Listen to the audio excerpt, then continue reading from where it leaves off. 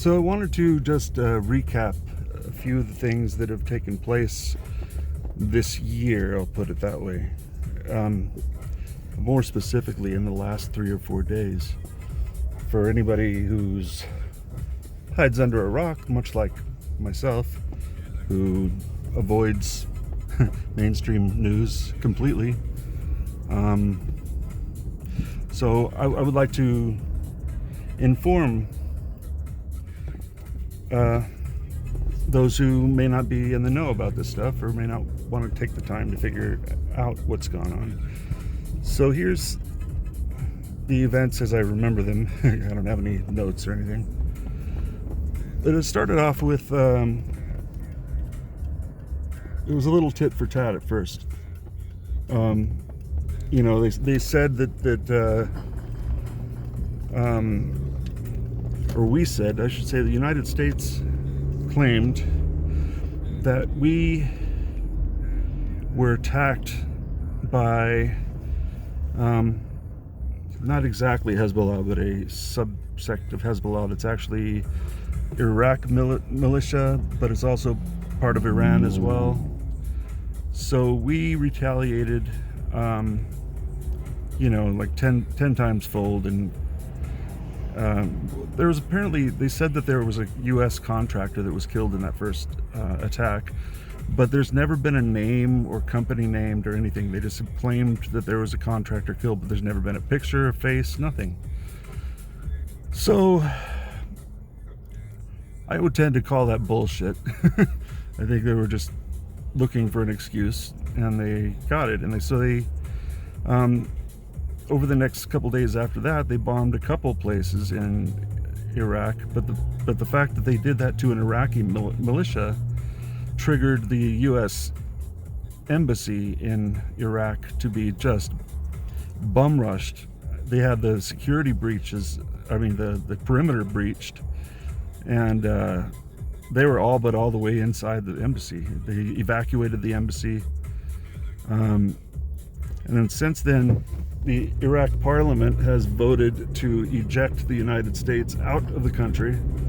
And that's been voted on and passed. So then there's that. And Trump's response to that is, no, we're not going to leave the country. And if you try to push us to leave the country, then we're going to put sanctions on you, the worst that you've ever seen. This is Iraq. Iraq is supposed to be our ally. We're supposed to be there to help them, right? But yet, they're treated like a prisoner or something, right? Well, it's not going over too well. Shocker. But since then, it's gotten a lot uglier, because what Trump ended up doing next was he assassinated the number one military guy from Iran. He was the number 2 in command of the entire country. And not just that country, he was involved with Iraq and Lebanon and all kinds of different countries. He was a big player in the Middle East. And some say he was a bad guy, but the fact is that the Americans that he had anything to do with killing was when we invaded Iraq. So we were enemies.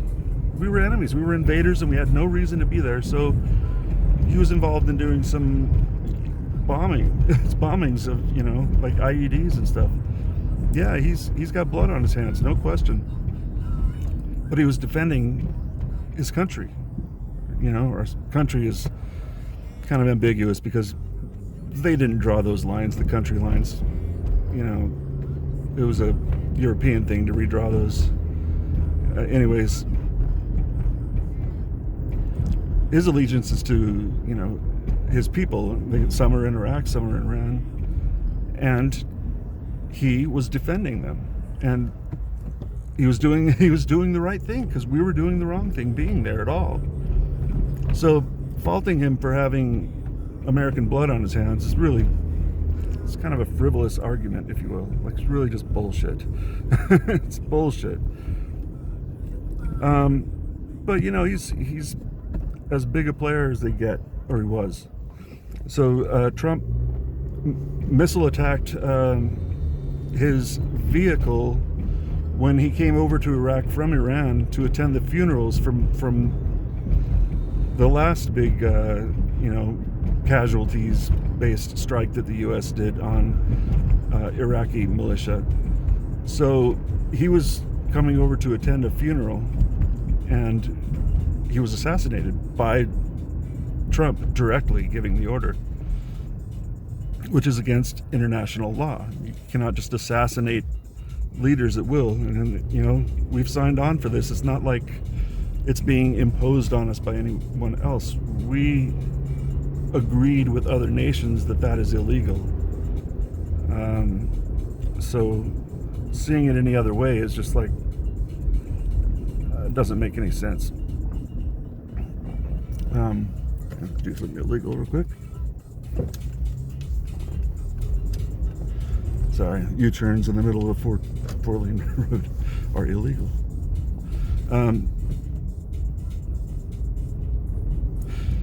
So then that happened. Well, millions of Iran citizens, according to my source in Iran, about 85% of Iranians considered this guy a hero. That's pretty good. That's a pretty good approval rating. So millions, and literally millions, took to the street in Iran in mourning and in anger, rightfully so. Even if you think the guy is diabolical, well, it's kind of akin to if somebody had assassinated Dick Cheney. We all can't stand him. He's a piece of shit. But having another country step into our country and do that is that's a very violating thing to do, regardless of who they did it to come get. So, of course, the opposite is true. They feel very violated, but on top of that, the man was very well loved. 20 years he was head of the military in Iran. So he was real close with the Ayatollah. So during the funeral, Ayatollah was sobbing. He was sobbing. So this is a very close personal friend. So Iran vowed to retaliate with an equal amount of force or significance. I'm not using the right words, but they vowed to retaliate significantly. And Trump's response to them vowing to retaliate is that if they retaliate at all, we're going to bomb 52 sites in Iran, including cultural sites, and in a disproportional manner, both of which are very illegal under international law. And he said 52 sites to go with those 52 hostages that were taken in 1979. Not a single hostage was hurt or killed. So the level of just, I don't even, there's no words, but Trump has threatened to do something so diabolical if they respond, and they have to respond. You think any nation would just take that and not say anything or do anything? It's absurd that they wouldn't respond. And in fact, today it looks like they did respond, because a U.S. base was hit by tens of missiles that Iran is claiming responsibility for. Nobody was killed or hurt. It was a message, in my opinion. So that's kind of where we are. Oh, I forgot to mention that during the funeral in the city or the town that the general was from, there was a stampede and 50 people were killed and over 200 were injured. Really tragic. Really. And it wouldn't have happened if we hadn't assassinated the general, see. So the domino effect of this really illegal and immoral and thoughtless, just really idiotic action, without really thinking it through. Because I think the way Trump approaches this is, well, who cares what anybody says? I know better than anybody else, so I'm going to do it. And then, even if he's completely wrong and screws shit up, he pretends that he was right and doubles down on it. There's no apologies. There's no stepping back. That's just... nothing good can come of that behavior. The end game is very ugly for the United States if that continues. We're already in over our heads for what we've done in the world. We need to knock it off. This is not that direction. We're still hoping that this doesn't end to a full-on military conflict with Iran. So far, it doesn't look like Iran wants any of that because they're intelligent. And you don't fight somebody on their terms, and our terms are military. Okay, to be continued, hopefully without mass casualties. Take care.